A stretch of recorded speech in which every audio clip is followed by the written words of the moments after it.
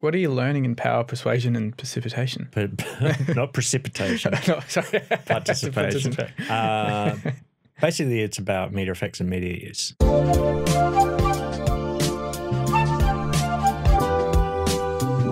This production was recorded at the podcast studios in the Media Arts Centre at Murdoch University. The views and opinions expressed in this podcast are solely those of the hosts and guests and do not necessarily reflect the official policy or position of Murdoch University. Any content provided by the hosts and guests are their personal opinions and are not intended to represent the views or opinions of the university, its administration, faculty, or staff. Now we have that out of the way, let's talk science. Paramount importance. It's in some senses about how to construct media in order to be persuasive, but it's also about analysing that. So one sense is like rhetoric, how can you choose your words effectively to have an effect on an audience for a particular purpose? But another aspect is media effects and understanding, okay, what kind of audiences are likely to be affected by particular media messages and why are they likely to be affected by them as well? And then what's the collective social effect of consistent media messaging about a certain thing? So, from propaganda all the way, like a lot of these questions are things we deal with in great detail in that unit. Right. For students, it's also about teaching them how to argue. Yeah. And the difference between trying to persuade as opposed to trying to understand. They're kind of different communicative functions. And we tend to highlight and focus upon the persuasion, both, as a society, but then that's what, vocational communication training often is as well. But it's really important. We don't forget that it's important to interrogate claims to truth, ask questions, and have some rigor to the way we think as well. Yeah, definitely. So, yeah. I always take having conversations with friends and all that, you generally take the opposite side from what your friend's point is, what they're saying. And that's generally so they argue their point and you get more detail. Even you might believe it, where you're like, always act as like the devil's advocate on the other side. And that strengthens your point and you learn a lot more about that. And then because in any case, in any media that you put out, any statement that put out, there's always going to be the opposing field. So sort of prepares for that. Oh, it's absolutely crucial, right? And it's not something we necessarily engage with, but that's a teaching technique I use as well. Like it's always something it's inclusive as well because, and it's really interesting teaching at Murdoch compared to other universities I've taught with, like what I would consider to be my radical kind of opinions on certain things are almost mainstream here. And so it's really hard to get that kind of conservative perspective that is, more even populist perspective out of a group of students because everybody's kind of like pretty progressive here. Like, generally as a body of students, everyone's pretty progressive. So, but it is important to play the devil's advocate because if you don't entertain it, well, why is Charlie Kirk out here saying this if you all think this, and no one actually examines their principles or their reasoning and doesn't become better at arguing with people like that. Did you have a media background before you went into research and teaching? Or was it always sort of like into the research about media? No, and I'm quite unique, I think, in my school for having no practical experience whatsoever.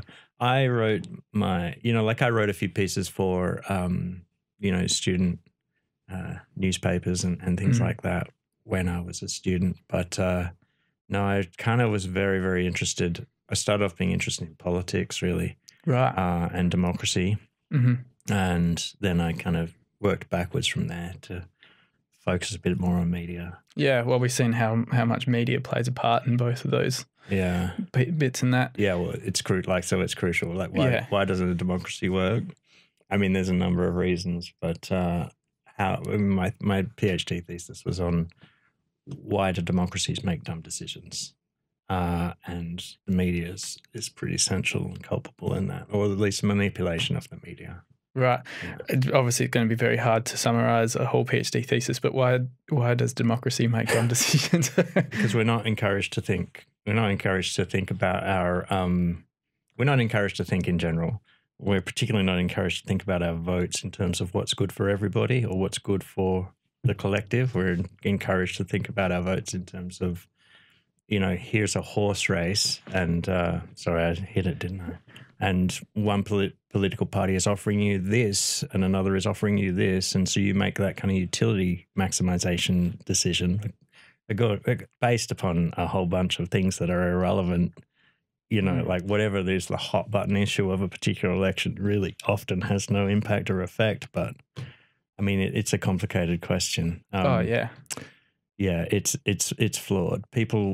What bothers me about elections is you get to make economic decisions in every other aspect of your life. You get to choose what car you drive, what shoes you wear, where you go on holiday. They're all which bank you use, which mortgage you get. Do you get a mortgage? Do you take all of these are economic decisions, but the one time you have a chance to actually vote on something that's about the public and what we all share, instead of voting according to values, principles, or notions of what's good, people vote according to their economic decisions again. And again, it's the one thing that I think we get fundamentally wrong. But we are trained to consider everything in terms of economics.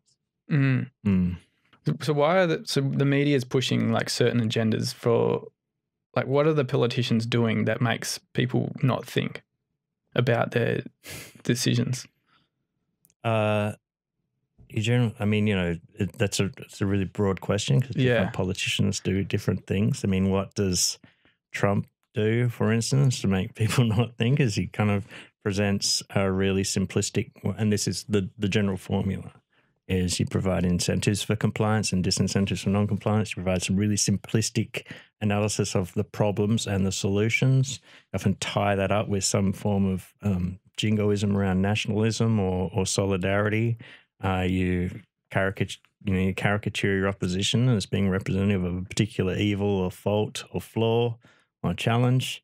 So all of it becomes rhetoric. All of it becomes this kind of sophistry of dressing heroes and villains up in a certain particular way.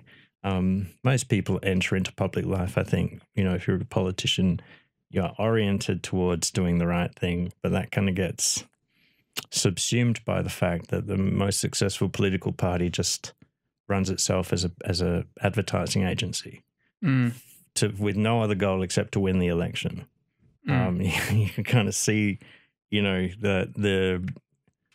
that generally the major parties, not just in Australia, but certainly in the US and the UK as well, they've abandoned any kind of ideological formation to kind of say, oh, we're here for the workers or we're here for business. And instead they just say, okay, what's going to win us the election? Oh, the last campaigns were like crazy. Like Pauline Hanson's One Nation's like advertising, like with the cartoons. I don't know if you saw those. They were like, it's just gone completely off the. Well, to me, it's like off the rails. Like he said, it's like changed to villainizing the opposition to that. Is it going to switch back the other way eventually, or do you think we've just now stepped into this world of this is how media is run? And is it the media team that does these decisions, or is it like the politicians? It's a really good book called Sideshow by Lindsay Tanner. It was written, I think, in about 2014, and it talks a lot about whose fault is it, and it's kind of it's a complicit thing. It's related to each other, and if you want to go deep theory, I mean, there's a lot to explain about the structure. There's always structural elements that accompany the shift. But I mean, he kind of says it's the media. He kind of blames the media. He says it's the constraints of the media, but it's really the constraints of public attention that lead to this kind of balkanization, this kind of fracturing of truth-telling, opinion formation. you know, if you ask a journalist a question, you know, again, Trump is so easy to look at in this example, because some people, you know, exactly the same clip will be played by two different television stations and broadcast on thousands of different social media networks, and it'll be the same shot, and half of the audience are going, oh my God, how can he speak such falsehoods? How can he tell such lies? He's destroying this country. And the other half will be cheerleading and going, oh, finally we've got Trump. And, you know, Australians are coming, oh, I wish we had a Trump in Australia. He's strong, he's powerful, he's doing it. Well, really what we're finding is we're losing those spaces that I guess used to be the town square, or, you know, Acropolis in ancient Greece or whatever, where people would come together and have to argue with each other in real time, in real life. And broadcast media, for all its flaws, had editorial process and also a public audience, or a broad audience. So back when we only had a few TV stations, those nightly newses, even, you know, Channel 7 and Channel 9 knew that some of their audience were going to be on the other side of the political fence. And that means they have to kind of, in some sense, be bipartisan in the way they present the facts. And in no sense is it actually, does that mean it's objective? There are still kind of commonalities to the Channel 7 and Channel 9 news that mean that they're not presenting the news in a way that is in the interests of everybody necessarily. But at least they had that pressure. They had editorial pressure to be correct, because if you are incorrect, you lose credibility. You also have the kind of audience pressure to be somewhat bipartisan. So how did we lose the credibility? Like, how can like politicians and the news sources come out with misinformation? Oh, well, that's a huge question. Even in I think it was in late 1980s, there was a Supreme Court ruling that suggested that Fox didn't need to be held accountable for telling lies on their news programming, because their news programming was understood to be entertainment and not claimed truth. So it's largely we have a misreading of when we watch the news that we're getting facts necessarily, particularly when you watch something like Fox. Like, you know, again, in Australia, we're very lucky that we have a relatively small broadcast pool, and so they are still trying to operate with some level of objectivity. But, you know, like, as we might get on when we talk about ownership, it's in no sense does that mean that they are interested in what's good for the people. At the same time, where in America you've got fragmented audiences. You know, there are Fox watchers and there are CNN watchers, and there's very few that would watch either one. And so people are tuning in to the news to kind of have their prejudices confirmed and hear that they're right in understanding the world the way that they see it. And so there's not really that interrogation, that kind of check of counterclaim. Is this true? Is this necessarily the best thing for us? If they hear something they don't want to hear, they just switch channel till they find what they want to hear. Whereas, no critical thinking. Yes. I mean, don't get me wrong. They are presented with opportunities to think. They're thinking critically. You're not falling for the same stuff these work people are falling for, but in a sense, they're not. Yeah. And I guess we'll get to it later. Actually, talking about like how algorithm pushes out on like social media what you want to see, not the opposing. How much influence do you think that the media has over public opinion? Like, it sounds like it's a lot, especially if they're just fed this what they want to hear, or is it? Yeah, look, I think it's really important, but of course it depends on which media and which public, and it's always, when you look at the actual details, it's highly differentiated. So even since the 1930s, there's been media research that shows that the more intelligent audience member is, the less likely they are to be influenced by the media. So just on a basic, it's not everybody is the same. The more critical faculties somebody has, the more critical reason of I guess Socratic or reflective training that they have, information literacy, media literacy, all of these things stop media from just changing the way they think or feel. But of course, that would be a minority of people, surely. Well, it's a really interesting. I wouldn't like to categorize as a minority. I always kind of think, okay, there's always the potential that people can be educating themselves, and I think it's I think it's a human drive to try and understand truth. Like I think we're all searching to try and make that meaning. So there's a potential in everybody. And I find some of that stuff about, it's only dumb people that are affected by media messaging to be pretty arrogant and sending the wrong message. But that's what the research shows. So I would say when you think about that kind of question, think about how you understand the world and what role the media plays in establishing your sense of meaning.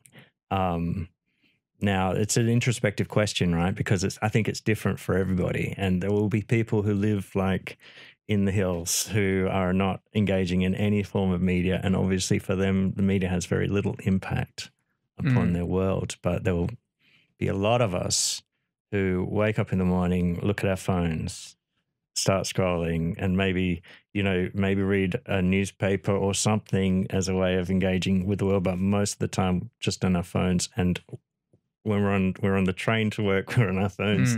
When we're at work, we're in front of a screen. When we're on the train home, we're on our phones, and then maybe we watch Netflix. If that is the kind of scope of your human reality, your lived reality, then meaning, a lot of your meaning systems will be established by the media. And I guess that's a lot of us. Yeah. It's always interesting with like rural perspectives of what's happening in the world is very different to here. Like I grew up rural. Most of my family's rural. I guess a lot of my beliefs started off as similar to rural, and still a lot of them are. But then when I came up and started living in Perth, it was changed a lot by that. Yeah. And I guess like I know sort of certain beliefs by a lot of the older generation is quite different to the younger generation as well. Okay, so here's another limiting factor on media impact and media effects is strong pre-existing values and beliefs, right? And so if you're raised in, say, on a rural community, and particularly if you're on a farm or something, like your number one influences are your family because they're the people that you interact with the most, right? And they're going to give you a set of principles or guidelines that you're going to adhere to. And it's quite different as an experience to somebody who's grown up urban, interacted with a whole community of people every day, and also, gone to early childhood care and then gone to, kindy and so on. All of a sudden, those pre-existing values and beliefs aren't possibly as strong. So, that's a possible explanation for that? Yeah, definitely. Like my family background is all farming family. Yeah. And then it was but also that. Do you think people can change? Because I felt like my perspectives and beliefs changed a lot from what I was doing growing up to sort of now. Yeah, I absolutely do. Yeah, absolutely. I think people are always searching for that meaning. So, and it's about what they kind of encounter and where they find that. I think that's really important. Yeah. Is it media that shapes culture, or is it sort of the culture is reflected by the media? Yeah, it's an interesting question. It's both. But the one thing I would say is that there is, and I've written a research paper on this, it's important. There's a consumption metric that promotes certain media, which means that the largest audiences, get more media produced. And because of the way algorithms work and because of the way advertising buying works, people always want that largest selling media with the largest audience. And what that means for us as English speakers is that we get more American culture, right? American culture kind of floods our media system, both in the nightly news and in social media, for example. So if there's a tornado in America, it will make our nightly news as though it's a big deal of flood, right? Whereas if there's a flood in Azerbaijan or China that kills 10 times more people, it will be crickets. Right? And similarly with social media, we get a lot of the social media trends, a lot of the social media kind of attitudes, perspectives from America. Like my social media feed is all US politics news and so on. So that's because of the strength of the US consumer market in terms of their huge audience in all media. And because we're consuming the same language as them, we're just inundated with their cultural production. Is this all English countries? Yeah, yeah. Like England and English as well? speaks, absolutely. Right. I mean, England's a significantly bigger country than Australia, and so for that reason, they've got a little bit more resilience, but not much more. So yeah, absolutely, that's what empire looks like. So when you say does culture affect media or media affect culture, obviously it's both. Like there are Australian cultures. There's Australian culture and there's Australian cultural impact on media. Definitely happens. Bluey, Yeah. right? But in the sense of does culture impact media, it's kind of the way empire spreads. It's the way that we are kind of colonized or cultivated, if you like. Yeah. Yeah. Do the politicians play on culture when they're on running a campaign? Oh yeah. Yeah. Well, I mean, yeah. I mean, totally. You know, I don't, because I do EV research. I've just published a special edition on EV misinformation, and so Scott Morrison coming out and saying that electric vehicles were going to ruin the weekend, for instance, is such a kind of way of trying to market a particular thing, or caricaturize, you know, again, present a caricature of EV use as though it's some kind of threat to Australian national identity. That's the evil body they're building. Yeah. Yeah. Yeah. So, yeah, no, I mean, it's a, I think that when you think about, okay, what's going on in the US, the kind of use of ICE and kind of inherent kind of xenophobia and racism is so palatable for Trump supporters because they feel their culture is being threatened by a large amount of Spanish-speaking immigrants from Mexico. Did you say like the use of ICE as in meth? Oh, no, as in ICE, as in they're basically the Border Patrol. Sorry. Yes. Sorry. Yeah. No, Yeah. not Oh, sorry. not the drug. Yeah. I've only just become sort of aware of them. I started getting some in my news feed.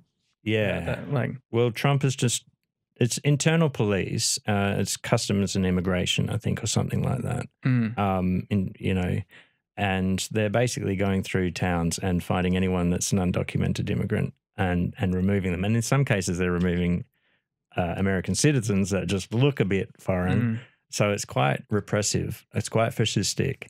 And yeah, what's really interesting is Trump has just, in his big, beautiful bill, has funded ICE, this kind of internal police service. I think it's in the realm of $8 billion. It might be more than that, but it's a significant investment. Like it's bigger than the Marines, you know. Really? Yeah, in terms of the amount of money that they're getting. So, you know, he's creating this kind of internal police force to regulate immigration. Look, maybe that's worthwhile, but I mean, what's interesting to me in terms of do they play on culture? It's like he's playing upon people's fear of the different and the loss of their culture in order to leverage this huge repressive police state, basically. You know, he's just saying he's going to take over Washington. I don't know if you've caught that, Washington, D.C. So that's how politicians use it. It's such an easy kind of, I mean, since Hitler, that kind of thing is easy catch cry to use. ScoMo tried to use it. Howard, everybody does. Like even Albanese will use kind of cultural calling cards. Of course, the progressives tend to be less good at doing the stuff that's more xenophobic. It's a bit like manipulative. Right? Oh, yeah. Like, yeah. If you can control the media, then you can control the whole narrative. That's the point. And it's not even controlling all the media. It's just sending a narrative that's compelling enough. It's sending a narrative that gets people motivated or draws their attention. That's all you need to do. So, you know, there's a lot of speculation that the takeover of Washington that Trump has just announced. He's also announced the end of DEI inclusions in universities as well. He's doing all these things, but the speculation is that this is a what Steve Bannon, his former media advisor, calls flooding the zone, of giving people things to get outraged and get them talking about to distract them from other things you don't want them paying attention to, which are things like Epstein and the big, beautiful bill, the budget deficit, the low growth numbers and all that kind of thing. So, Yeah. That happens here too, though. Of course. Right? Like, that's where I feel like they make a big story about something and then they pass all these bills that Yeah. no one wants to see. Yep, absolutely. How is that legal? It's really interesting. The reason it's legal is because of freedom of speech regulations and freedom of speech laws. The amount of lying and misinformation that politicians are allowed to get away with is much greater than any other member of the public. And that is pretty absurd, if you ask me. Like the new Misinformation Act explicitly excluded politicians campaigning from having to abide by this, which, Really? yeah, it almost feels absurd. And the reason is to stop any kind of, reduction on freedom of speech, because the argument goes, if you implement these kind of particular rules around misinformation, the governing party say they've captured the judicial system. It's like what's happening in the US right now. Will say anything that's critical of us is misinformation, which is plausible, right? So, yeah, so for that reason, politicians can get away with just about anything, but it is kind of atrocious because they really do. Well, they're the people that you like. I guess I even almost took everything that they said for truth. And like you want to, because they're the people that you look to. They're the people, if they're not selling you truth, and you're like, that just aids to like conspiracies and like, how can people trust anything they say? Yeah, but we can't race that. Like it is, yes, I get that, but all politicians aren't the same. And we should hold them accountable for what they say and the claims they make and the truth claims they make. Of course, we have to maintain that a lying politician, you can't trust them. But a politician that doesn't lie, you can. And of course, the disenfranchisement is an important problem. It's an important problem because like that sentiment of like, you just can't trust any of them is so widespread. But that sentiment is disenfranchising because there are some politicians who only speak the truth. Monique Ryan, for instance, I don't know how familiar you are with no, not really Australian democracy, but some of the independents, some of the Teals, some of the Greens, they make their personality. I only speak the truth, even when it's uncomfortable or difficult. That will tell you, right? For me, this is Jackie Lambie, right? Again, like just to kind of give it some distance, some spread. We have to treat those things as they do matter. If a politician lies, we should vote them they don't get voted in again. And fair enough. Like we're the ones that set that. We're the ones that set the level of expectation to a certain extent.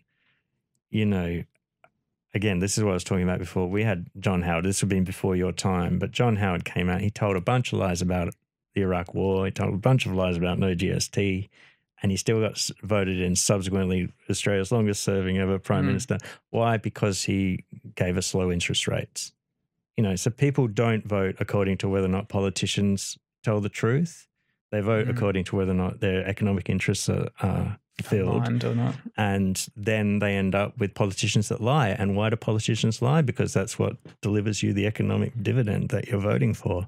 So it's important to kind of responsibilize people. It's up to you to find politicians that tell the truth. There are politicians out there that will tell you the truth. But to incentivize that behavior, you need to vote them in, not say I'm not going to vote for them because they're saying something crazy or they said something that was uncomfortable for me. They would have a lower I don't know if this is going to act as a bit of a conspiracy or not, but like the politicians that tell the truth, they generally won't be as well funded as what these other politicians are, because they usually have a connection, right, to some of the companies. It's often a reason they don't tell the truth, right? Yeah. That's right. And this is going to lead to the next question. So who owns media or like certain medias? Yeah, well, I think the simple answer is billionaires. I think that's really, or trillionaires, but billionaires. And, when you talk about social media, you're moving to the kind of trillionaire category. But the really important and simple answer is that it's really wealthy people own media companies across the board. We can go into far great detail of globally who are the big companies, or in Australia. I don't know exactly. Well, there's a global audience, so A global audience. Well, obviously News Corp is a huge one. Time Warner is another huge one. Viacom. There's a couple of others, but they're three huge. And when I say huge, it's like they control the majority, not just of television stations, cable stations, film studios, music studios, internet service providers, and internet platforms, so like Yahoo and MSNBC is all part of the same company. Obviously Meta, you got X, huge as well. Do they influence political? I know that's why there's a huge. Asking about Meta or asking about all of them? All of them. Yeah, of course. I mean, no, and let me make this clear. Like, this is, I guess, the really important thing to understand. There's not a lot of money in broadcast media anymore. So when you're talking about like News Corp, Time Warner and places like that, Viacom, these are huge. Like, don't get me wrong, they're in internet publishing, they're in all book publishing. Like this, they control anything that you read, consume. Like is usually from one of three to five companies in the world. There's not a lot of money in it. Like they're generally profoundly unprofitable businesses in terms of the revenue that they recruit for the expenditure. Why do they do it then? Is because of the other downstream benefits of the businesses that they're supporting. So merchandising is huge. Toy sales, for instance, is a huge part of. Oh, really? Yeah, of the success of any media enterprise, which is why Star Wars was sold for $1 billion. Do you know what I mean? But particularly when you look at Australia, like the broadcast market, radio, television, newspapers, is the market is the profitability has actually dropped out completely. Why do people then still maintain? Why does Rupert Murdoch and Fairfax and in WA, Seven West Media still maintain their newspapers and their broadcast television? It is in some sense to generate political acquiescence and popular opinion on issues that matter to them. That's the reason they own those pieces of media, and they send you when necessarily use it to filter out media that's problematic to them and push messages that suit their interest. It's kind of like our deepest fear of like everything, because especially being in the environmental space, like we're constantly sort of fighting an uphill battle against. Well, I don't know if you know, like Ross Garnaut, he talks about this a bit. He wrote basically was the inventor of the carbon tax for Australia, where he kind of asserted that what we needed to deal with in order to meet our kind of carbon emissions promises was that we needed to implement a carbon tax, a mining tax as well, right? Like, so, another good example is mining tax. He makes a really strong case that if we had a carbon tax, not only would we be meeting our goals in terms of reducing emissions, which he sees as important, we would also be generating or encouraging the growth of a domestic kind of steel industry, because once you can have free or cheap carbon-free energy because of the boost to solar and renewables, maybe even nuclear, whatever, then all of a sudden you can commit to basically hydrogen production and the production of steel for a relatively cheap cost, and the only place to do it would be in Australia. So he's kind of got this big argument that if only we incentivized the reduction in reliance on coal and the increase of investment into renewable energy, Australia would, as a whole, be far, far more wealthy and better off. And I don't know if you've seen Punter's Politics. His stuff so his stuff on taxing mining royalties or increasing mining royalties or getting some mining royalties is the same kind of thing. Clearly in the interest of Australia. They did it in Norway. Then, they're all millionaires.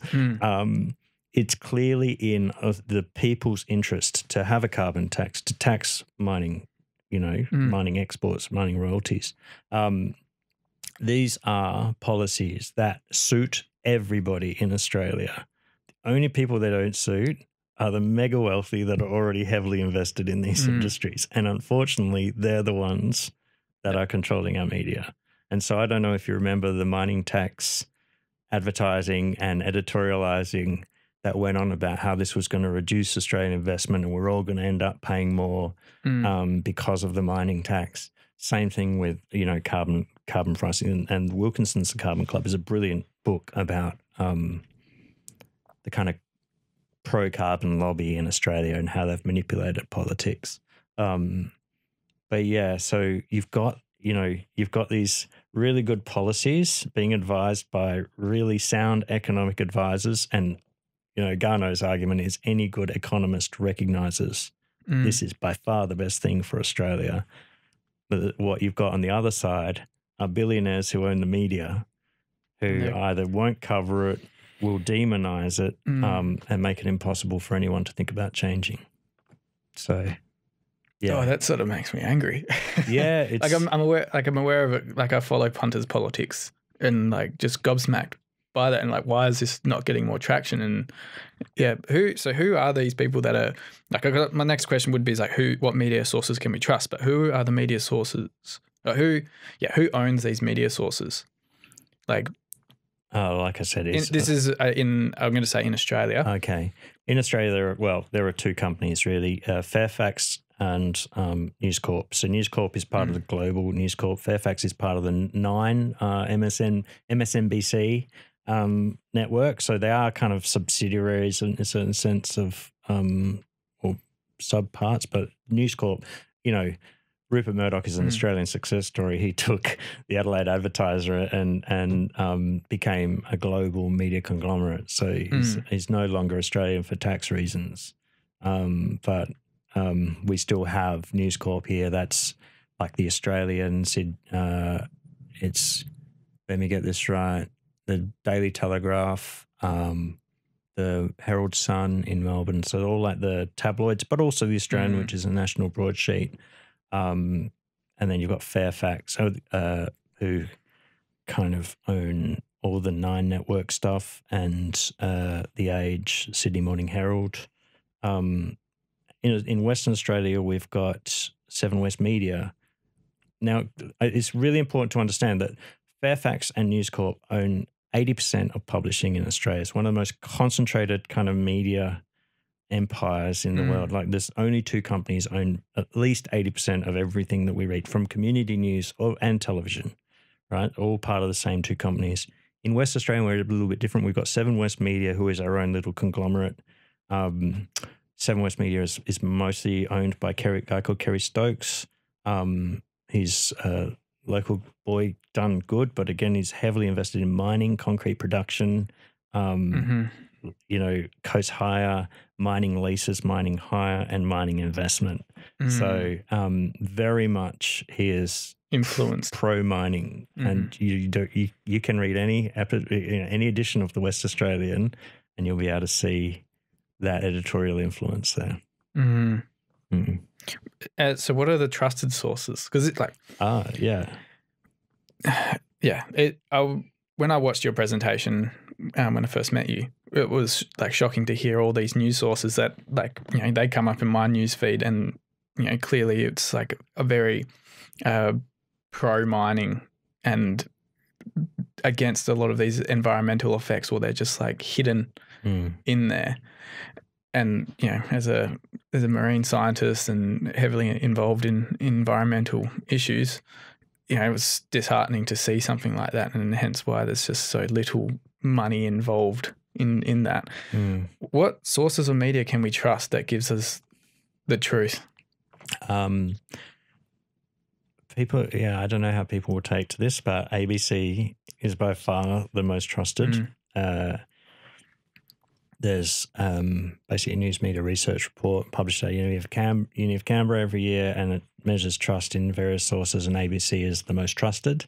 I would say that the ABC is probably the most trustworthy as well, in the sense that it is still published it still has a remit to educate, inform, and entertain. Like that's what it's for, and it thinks about you as a consumer, not as it thinks about you as a public, not as a consumer. Is a way to think about it. Thinks about Australia as a nation.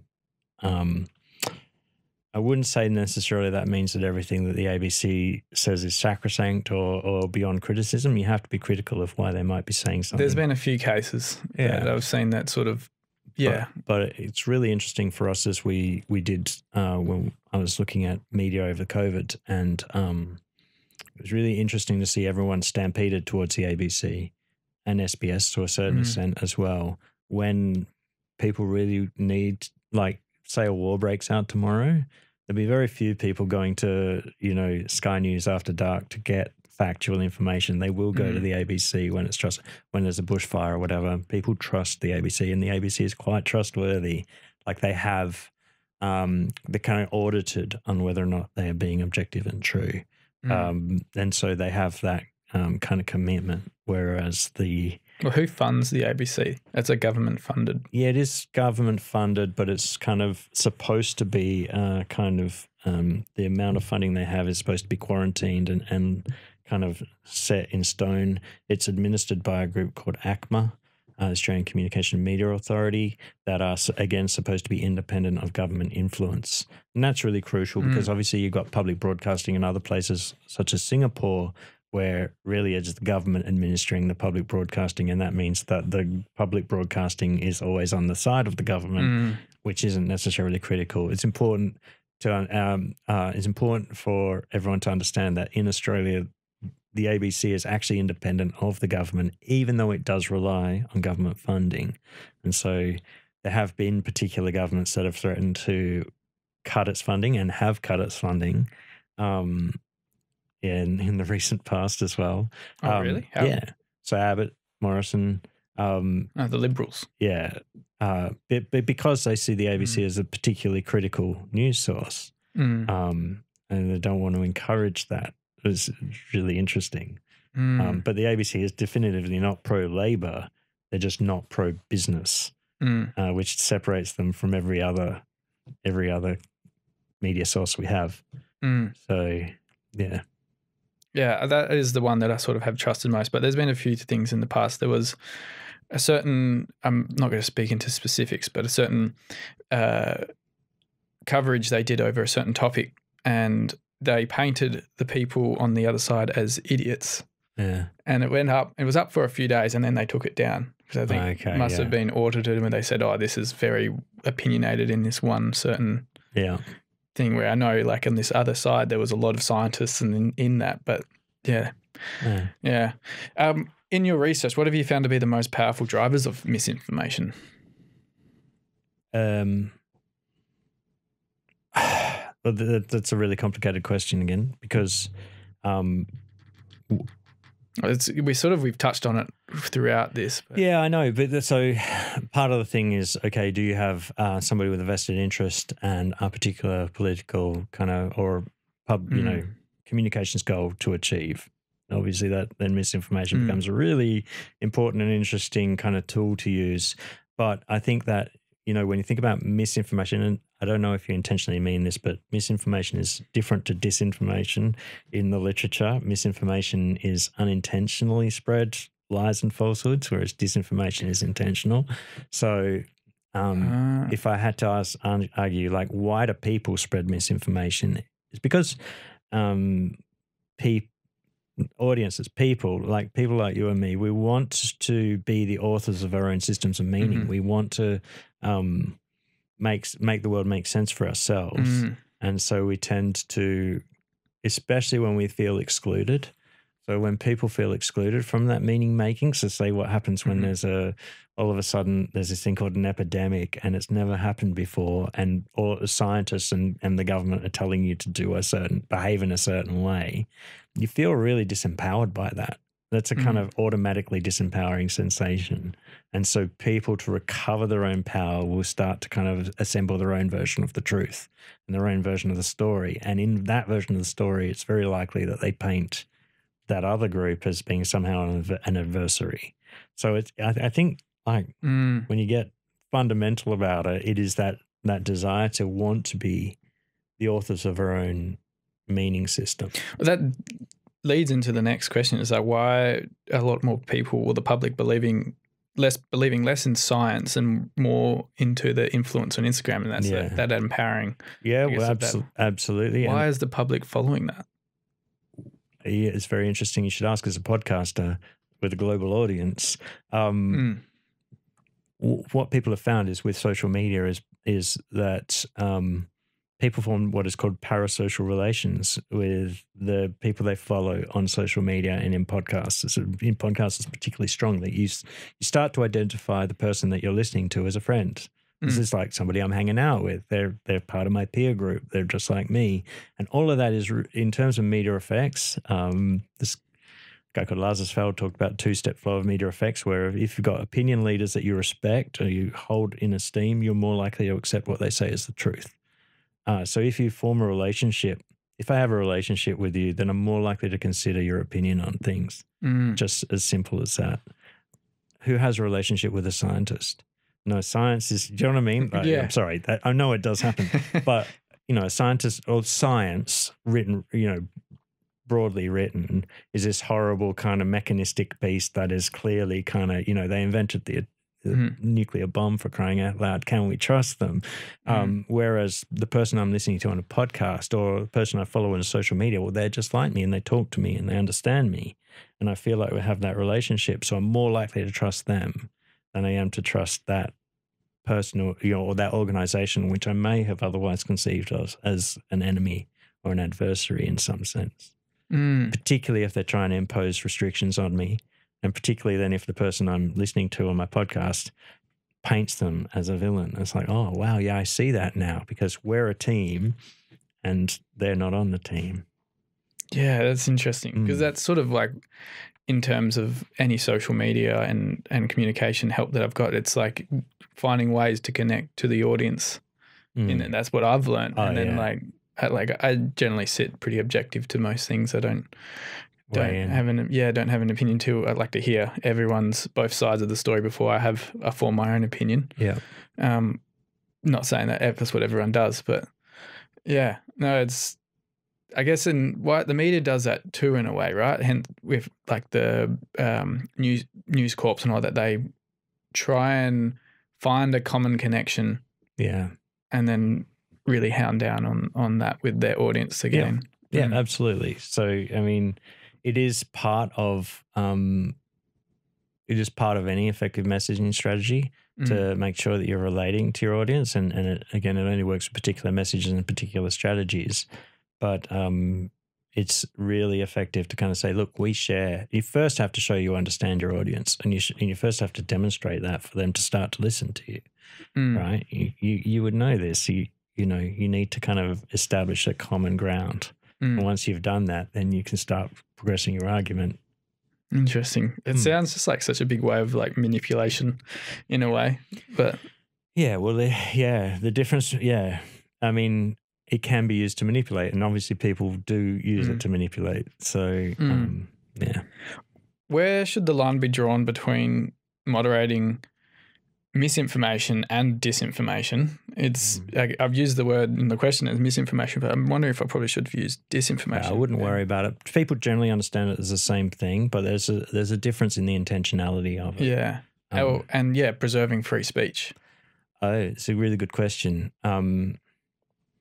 I always fall on the side of free speech, I'm afraid. Yeah. And no, that's good. Yeah.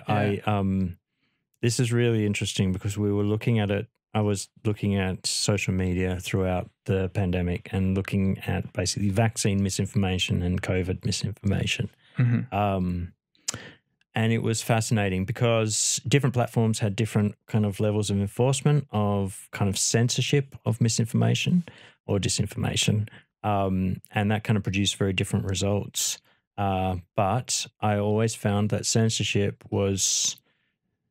it produced converse results. You censor something in the hope of repressing it and stopping it from spreading. But on the other hand, you just make people angrier, and you present, you then present the official version of the truth as something that is possibly antagonistic, Mm. you know, as something that's not open to scrutiny, as something that is being protected by this horrible big machine. It never worked. It was fascinating to watch.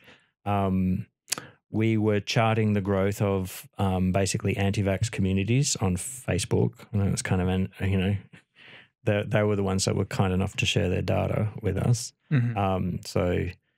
And what was really interesting is that the highest periods of recruitment were the periods where there was either censorship imposed or there were crackdowns on public protests or lock-ins, you know, in Melbourne and places like that. That's when they would really recruit. Anytime there was kind of a repression, that's when it would drive up. On the other hand, the time of the lowest period of recruitment was when the truth came out that AstraZeneca had some complications with blood clotting. I don't know if you remember this, and that therefore, for this potential reason, it was not safe for people over 60 to take it. It was less safe. That was the period of lowest recruitment in anti-vax communities on Facebook. And I find that fascinating because what that illustrates is that when the government is honest and open about what's going on, people don't see the need to repress. So, do you know what I mean? They don't see the need to all of a sudden go, oh, geez, well, I'm going to join an anti-vax community. Because why? Because they're being honest and people respect that. Has that approach been taken forward? No. I mean, it's funny, right? It's, look, in a certain sense, yes. Facebook did police certain mentions of the vaccine fairly strongly. But communities always, and that's the other reason I don't like censorship, there's no real way to do it anymore. Communities always found other ways of working around it. I even got invited to a few kind of Telegram or Signal groups, you know, to kind of say, look, let's carry on the conversation elsewhere, which is always an option. So censorship is never actually going to be effective. X or Twitter at the time never really censored very effectively anyway. But now they've all abandoned misinformation. They've all abandoned kind of policing misinformation in any meaningful way. This happened earlier this year when Trump was inaugurated.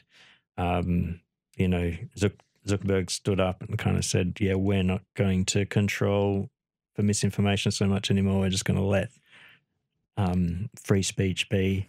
So they're not even making any pretense. So in a certain sense, yes, we've avoided censorship, but we haven't avoided. What about the radical views? Well, they're all radical. You know, one person's radical view is another person's truth. So, I mean, I find it. It's an interesting quote, that one.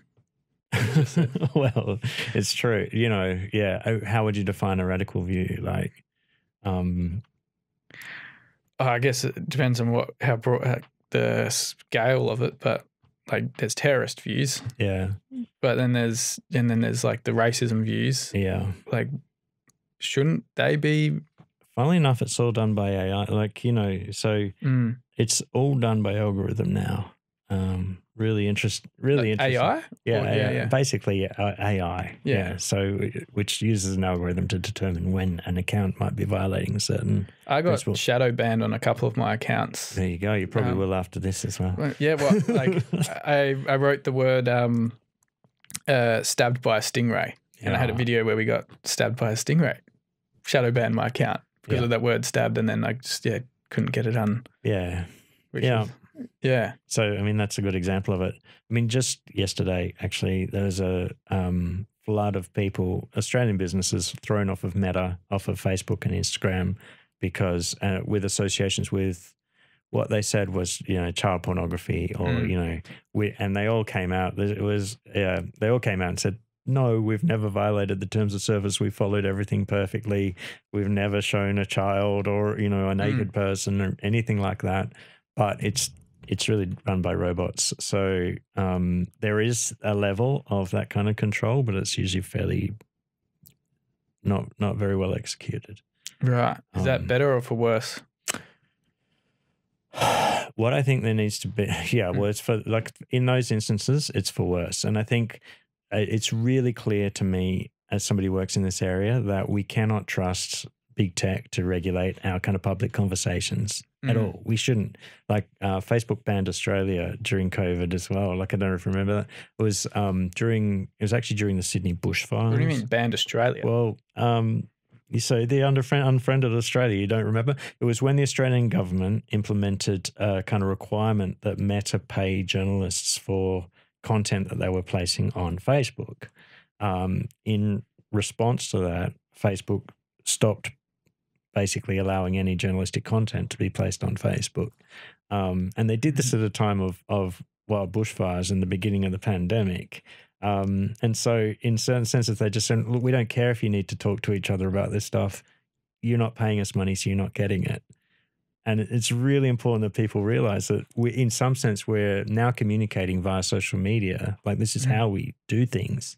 But instead of having that kind of public system like the ABC, we have just kind of given it all to these tech billionaires who are clearly, like problematic in terms of whether or not they care about us. Yeah, it's pretty creepy. Yeah, or scary. Yeah, it's a problem for us that we rely on these platforms, but for them, I got to admit, I don't read a single newspaper. I don't watch any TV news. Yeah, TV socials. news. It's social media. Yeah, well, I think that's the majority of people. That's why there's no money in those broadcast media anymore. Yeah. So how did it change for journalists and all that when everything's now on social media? It's like huge. Yeah. I mean, that's a really big question. One, there's a lot less journalists. Two, and again, Lindsay Tanner's book's really good on this. It means that what you're looking for in journalistic copy is often inflammatory and partisan, and do you know what I mean? You're trying you're trying to produce content that's going to be a real hook for a certain segment of the audience, and hopefully as many people as possible. It's something that's going to go viral. So, in some senses, there's an obligation to search out that material that's going to be really popular. Now, on the other hand, I watch Jon Stewart do his blog, for instance, pretty much every week, where he just sits down with somebody either in politics or the media usually, and does an in-depth, 1.5 hour interview, right? So there's also the opportunity for that, like real deep dives, but they're always for a particular segment of the audience. They're always for an already kind of imagined audience. So it's like the stuff I was saying to you before about the loss of that kind of shared public, where nobody has to speak to everybody anymore. You speak to an audience that you've identified, segmented, and kind of said, that's my audience, so I'm going to present content for them. I think that's, in terms of the craft of journalism, that's how it's fundamentally changed, like the loss of that plural audience. So I don't know who's going to be in my audience. I just have to say something that's true. Instead, you kind of go, well, I know everyone who listens to this is 18 to 24, probably progressive, and so therefore I can shape my questions and my content for them. The idea of the podcast, my podcast, is not, I don't have a specific audience. I sort of sit here and just let it happen. My guests, that's the whole day. Like that, when I've done a few interviews for, let's say, ABC, there was one case where I spoke for 45 minutes or so, and then they wrote an article, and there was one little quote that I didn't, at the time, I just threw it off my shoulder, and that's what they ran with, and that was the hook. Then got a lot of attention through the government. My boss got called up saying that, hey, why did he say this kind of thing? And I went, like, there was the downside of that. Like, even when I've done radio interviews, spoke for an hour, and then they used 10 seconds or a couple minutes of something so long in that in-depth conversation where you is lost. It's lost. Yeah. And that's why I was sort of really started why I want to do a podcast, is that I want to get on this topic and talk thoroughly in depth about it, but I don't have a specific audience. Yeah, myself, but I mean, think about probably the limit. Should. But no. I think that's wonderful. Right, it's great. And again, I'm not having you. I'm just talking about what happens to a journalist. It's really important to think about what happens in terms of this. the form. Lindsay Tanner does this in his book, Sideshow. Again, I'll drop his, where he kind of points out that the limitations of the 24-hour news cycle and people's attention spans means that you're going for a 3-second soundbite or a 10-second soundbite tops, right? That's what you want. You want the outlandish statement that's going to inflame or revile, incite response. And so increasingly, I mean, this isn't great for journalism or for public understanding of politics or anything. Increasingly, that's what journalists are trained to do. Like, give us that soundbite, give us that statement, or that, often doesn't give any profound understanding or help anyone actually understand what's going on or why this decision is being made, but it's enough to get the traction. Yeah. But because we're trained not to think. Well, the economics of it kind of creates the situation where you're given something that's going to stimulate your consumption. It's not about whether or not you should be encouraged to think. Yeah. When there's no incentive to think. Yeah. This episode's been extremely fascinating, deep diving into the world of science community. I think we only just sort of scraped the surface about a lot of this. But I want to say thank you for coming on today. It has been absolutely amazing, and yeah, I've learned so much and love to have another conversation with you another time. All right, great. Yeah, you're welcome. It's been a pleasure.